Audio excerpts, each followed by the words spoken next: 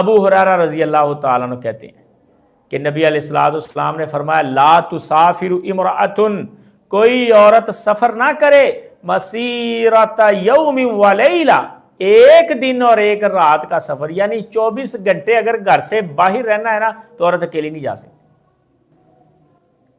الا ومعها ذو محرم، اور اس کے ساتھ ذو محرم ہونا چاہیے۔ حج کا سفر کتنا مقدس سفر ہے، اس کی بھی اجازت نہیں مل رہی، چہ جائے کہ